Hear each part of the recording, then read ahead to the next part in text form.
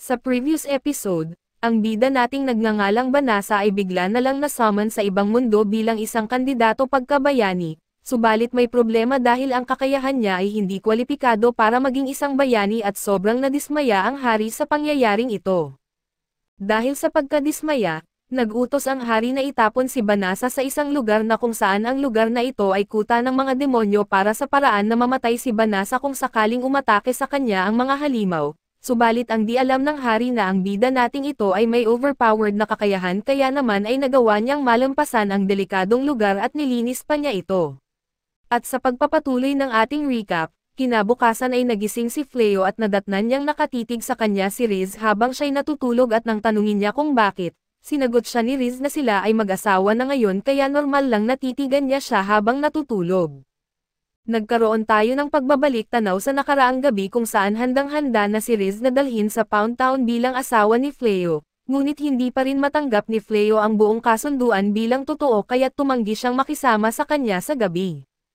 Medyo nasaktan si Riz sa pagtanggi niya, ngunit tiniyak sa kanya ni Fleo na hindi dahil ayaw niya kay Riz, ngunit maraming hakbang pa ang kailangang gawin bago ang paggawa ng anak ay may saalang-alang at sa ngayon, plano niyang matulog sa pasilyo para magkaroon si Riz ng kwarto para sa kanyang sarili.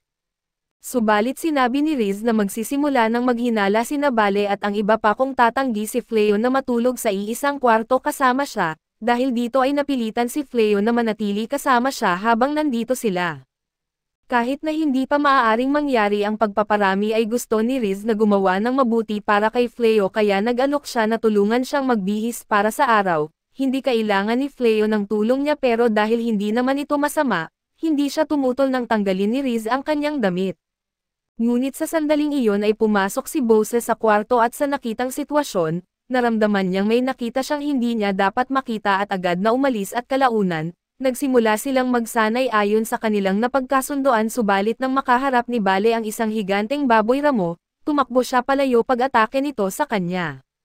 Sinubukan ng mandirigma na manguna bilang tagapinsala pero sa isang iglap, naubos agad ang kanyang mga galaw dahil iyon lang ang kanyang alam na gawin at bago siya masaktan ay sinabi ni Rick kay Bale na tigilan ang pagiging walang silbi at gamitin ang kanyang mahika para tumulong, kaya't naglabas siya ng isang pananggalang na sumpa na nakaharang sa pag-atake ng baboy ramo. Pagkatapos ay sinabi ni Fleo kay Bale na barilin ang baboy ramo subalit nang gawin niya ito, iyon lang ang pinsalang nagawa ng pana at ligtas sabihin na ang koponang ito ay talagang hindi mahusay sa labanan at dahil magtatagal pa sila dito, nag-alok si Fleo sa mga babae ng isang kwarto sa bahay dahil pagmamay-ari na niya ito bilang bahagi ng kanyang gantimpala mula sa quest ng Psycho Bear.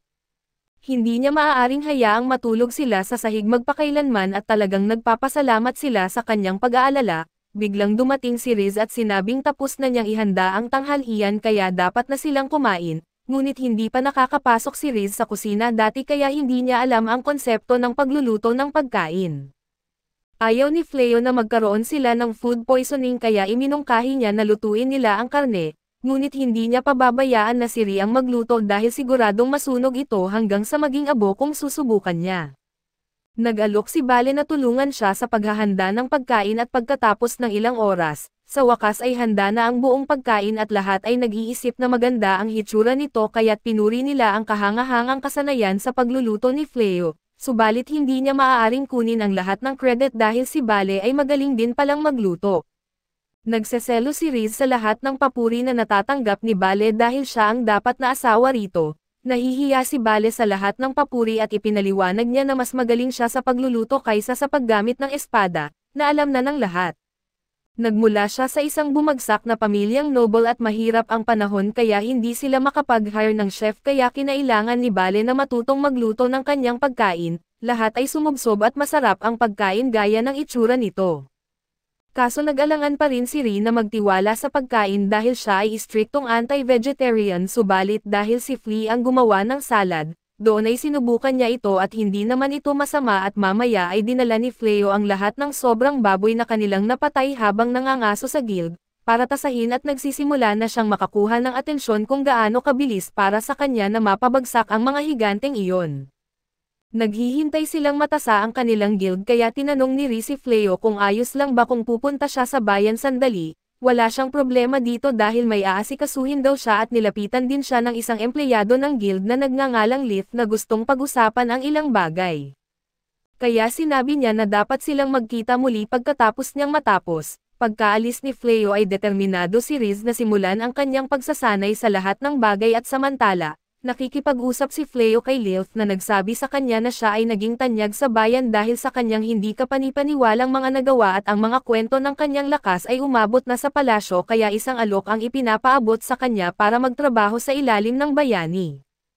Itatalaga siya bilang isang honorary knight at tutulong sa wakas na talunin ang Demon Lord ngunit para kay Fleo, mukhang kakilakilabot ang muling pakikitungo sa palasyo at para sa mga tao ng mundong ito, ang pagtulong na talunin ang Demon Lord ay ituturing na pinakamataas na karangalan na maaaring maisip. Dahil hindi si Fleo nagmula sa mundong ito, bakit nga ba siya magbibigay ng kahalagahan dito at sinabi niya kay Lith na wala siyang interes sa anumang may kinalaman sa bayani, at hindi rin niya balak lumahok sa labanan laban sa Demon Lord. Matapos niyang sabihin ang lahat ng nais niyang ipahayag ay umalis na lang siya at paglabas niya, nakita niya si Riz na naghihintay kaso mukhang nasangkot siya sa sunog kaya nag-aalala siya para sa kanyang kalusugan at sa panahong nawala siya, sinubukan niyang pumasok sa pag-aaral ng pagluluto upang manalo sa pag-ibig ni Fleo, ngunit mali ang kanyang tansya kung gaano kahirap sundin ang recipe at hindi ito naging matagumpay. Gayunpaman ay determinado pa rin siyang magpatuloy hanggang sa makapagluto siya ng pagkaing hindi ituturing na uling at sa kabilang banda, sa kastilyo ay sabik si Blondie na makuha ang mga kahangahangang adventurer sa guild na kanyang narinig upang sumama sa kanya at gawin ang lahat ng trabaho ng bayani para sa kanya. Bilang resulta, sa loob ng susunod na buwan, patuloy na natatanggap ni Fleo at Riz ang mga hindi hinihinging alok na magtrabaho sa ilalim ng bayani, ngunit agad itong tinatanggihan tuwing may pagkakataon. Naging nakakainis na ito sa puntong isinasaalang-alang ni Riz ang pagkuha ng mas marahas na diskarte sa pagtanggi para hindi na sila bumalik, ngunit alam ni Fleo na ginagawa lang ng mensahero ang kanyang trabaho kaya hindi dapat siya magdusa sa mga consequence. Mas mahalaga, kailangan nilang bumalik sa pagsasanay kay Bale at sa iba pa at habang papunta siya sa likod bahay, nakita niya si Blossom na nag-aalaga sa hardin at talagang namumulaklak ito sa ilalim ng kanyang pag-aalaga dahil gusto niyang magpasalamat sa lahat ng tulong na ibinigay niya sa kanila. Maganda ito kaso lang ginagamit niya ito bilang dahilan para hindi lumago ang kanyang mga kasanayan sa espada at sa kagubatan. Sinusubukan ni Riz na pilitin si Bale na magpaputok ng mga palaso sa isang nabubuhay na target tulad ng dapat gawin ng isang archer. Kaso masyadong natatakot si Bale na magpaputok ng mga palaso sa mga totoong manok dahil iniisip niyang napaka-cute nila. Kaya sinubukan ni Riz na kumbansihin siya sa pamamagitan ng pag-aalok ng pritong manok kung matatamaan niya ito, tumanggi pa rin siya kaya't hindi naging epektibo ang dulo ng kanyang pagsasanay at samantala, nasa bingit ng pagkahimatay si Bella dahil sa pagkaubos ng mana kaya naisipan ni Fleo na gumawa ng singsing na magpapataas ng kanyang kapasidad sa mahika upang hindi siya mahimatay pagkatapos gamitin ang kanyang mahika.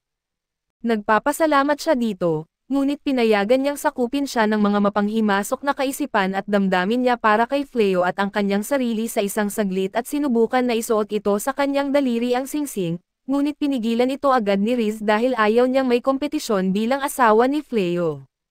Bigla namang sumigaw si Bale para tawagin si Fleo dahil natatalo siya sa isang caterpillar, ngunit pinigilan din ito ni Riz dahil ayaw niyang makakuha si Bale ng mas maraming pansin mula kay Fleo at pagkatapos nilang matapos sa pagsasanay, pumunta ang lahat sa loob para kumain at kahit na si Riz ang gumawa ng pagkain ay mukhang makakain na ito ngayon. Tinanong ni Fleo kung kailan siya natutong magluto ng ganito kagaling, kaya inamin ni Riz na marami siyang pinasok na klase sa pagluluto at maraming gusali ang nasunog, ngunit sa huli ay sulit ito para makapagluto siya para kay Fleo. Samantala sa kagubatan sa likod ng bahay, may isang demonyong babae na nagmamatsyag sa kanila at sigurado siya na si Riz ay tiyak na ang parehong kinatatakutan at makapangyarihang demonyo na kilala niya. Ngunit may mali dahil may kinalaman siya sa isang tao kaya't may hindi tumutugma para sa kanya. Sa kabutihang palad, magkakaroon siya ng pagkakataon na direkta itong tanungin dahil nalaman ni Riz na sinusubaybayan siya ng Demon Girl, pinapasok nila ito at doon ay nagbuhos si Fleo ng isang tasa ng tsaa para sa kanya ngunit hindi interesado si Riz na asikasuhin ang kanilang hindi inaasahang bisita. Agad niyang tinanong kung ano ang ginagawa niya dito. Dahil tiyak na hindi siya pumunta rito para maglaro bilang kasabwat nila at ipinaliwanag ni Yims na siya ay ipinadala upang imbestigahan ang lugar na ito, kaso nakita niya si Riz kaya't gusto niyang alamin kung ano ang ginagawa niya. Sa pagkakataong ito, ipinaliwanag ni Riz na siya ay naninirahan doon kasama ang kanyang asawa ngayon, at nagulat si Yims na malaman na ikinasal na si Riz kaso wala siyang balak na sirain ito para sa kanya at kumuha pa ng isa pang tiyaan ng kape si Yims.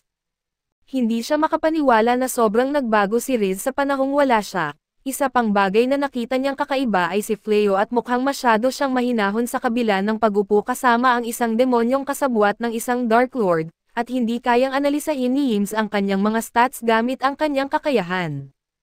Kahit ang Dark One ay hindi kayang itago ang kanyang mga stats mula sa kanya, kaya't malamang ay isang malakas na puwersa si Fleo at binago niya ang paksa at pinag-usapan kung paano nagbabago ang mga bagay dito kamakailan, tulad ng kung paano biglang nawalan ng lahat ng mahiwagang nilalang ang dali sa forest magdamag.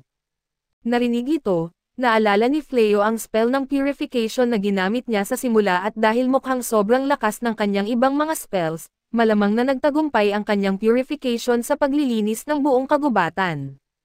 Naglaan ng sandali si Yims upang iproseso ang sinabi niya dahil kung talagang nilinis niya ang kagubatan, ibig sabihin siya ang pumatay kay Fenrir at sa kanyang buong hukbo at sa madaling salita, pumatay siya sa kapatid ni Fenrir at hindi makapaniwala si Yims na pipiliin ni Fenrir na pakasalan siya kahit alam niyang siya ang dahilan ng kamatayan ng kanyang kapatid.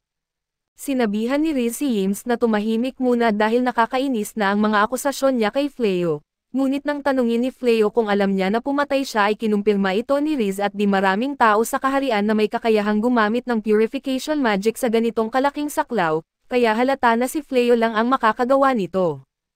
Ngunit sa huli, isang maipagmamalaking mandirigma si Fenrir kaya hindi niya gugustuhing pagsisihan ang kanyang kamatayan kahit ito ay sanhi ng isang napakalakas na puwersa tulad ni Fleo, at bukod dito ay kung ayaw niyang mamatay ay hindi sana siya hinayaan na mapatay.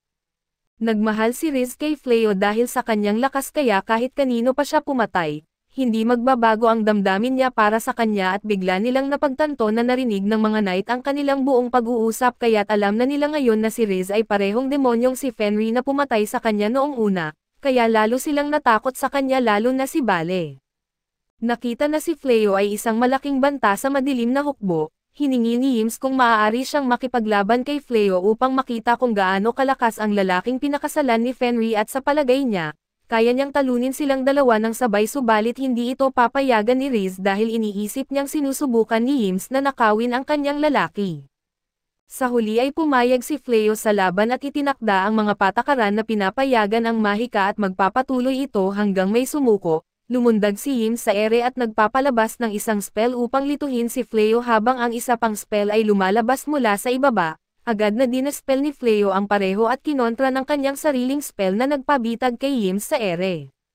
Hindi siya makagalaw o makapagtanggol kaya siya ay sumuko at kinabukasan. Kinakailangang makipag-usap ni Fleo sa mga knight at humingi ng paumanhin sa hindi pagsasabi kung sino talaga si Riz dahil inakala niyang ito'y magdudulot ng gulo.